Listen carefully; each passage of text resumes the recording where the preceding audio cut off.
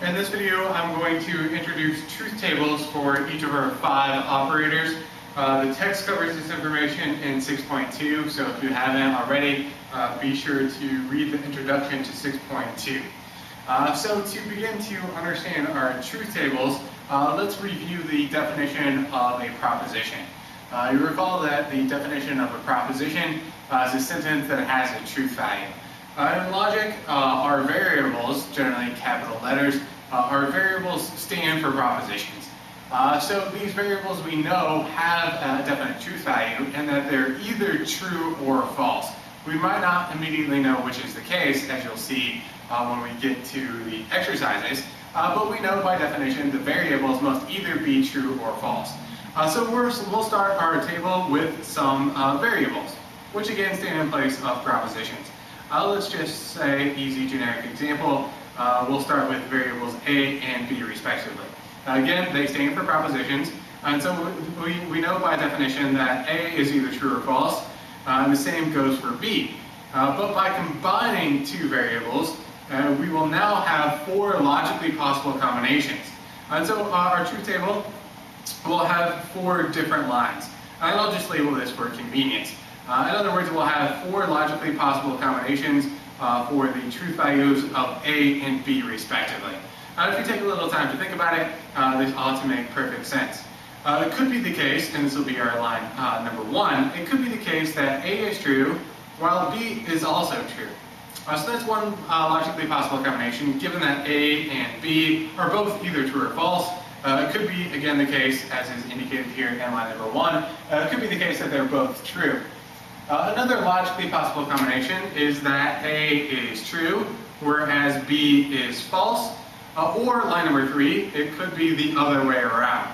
It could be that A is false and B true, and then obviously our only other logically possible combination is for A to be false and B also to be false. Now, try as we might, those are the only 4 possibilities, given that A and B are in fact propositions that either have to be true or false. So that's the basis of our truth table, definitions of A and B respectively. So now let's step it up a notch. And introduce our operators. We'll start in no particular order. Let's start with the dot. What if we had A and B, given these original values, and I'll just separate this out here for us, given the original values of A and B respectively, what's going to be the value of A and B? If A and B are both true, as indicated in line number 1, then what's the value of A and B? So here really we're getting at the very definition of and. Commonly used enough term, obviously, but what does and truly mean?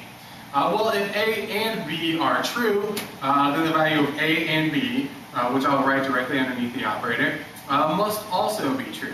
Let me give you an example here by plugging in sentences for our variables for A and B.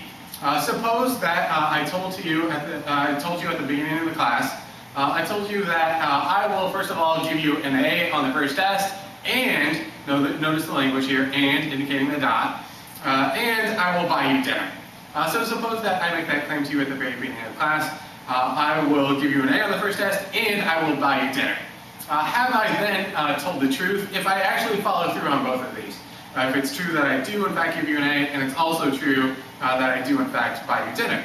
Well, of course, I've told the truth. I claimed that I would do both of these things, this one and that one, and I actually did them, so I was honest. And that's the value of line number 1.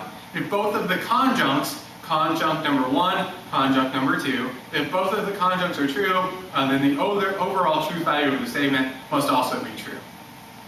Now let's turn our attention moving down to line number 2. What if it's the case that A is true while B is false?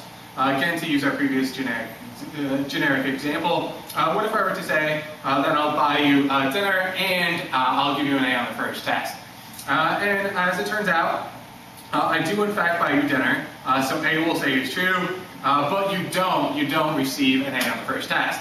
Well, I claimed I would do both, but I failed to follow through on one of these stipulations.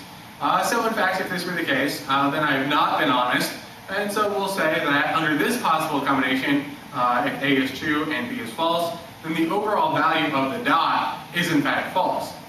In line number 3, we've just reversed the order of the T's and F's. Instead of T and F, we've got F and T. So does reversing the order of the truth values affect the overall value of the statement? And again, think about the meaning of the word and shouldn't be any surprise to you to discover that the overall value would in fact be false. And of course, if I said I would do both of these things, and as it turns out I failed to do either of them, then quite obviously I haven't been honest.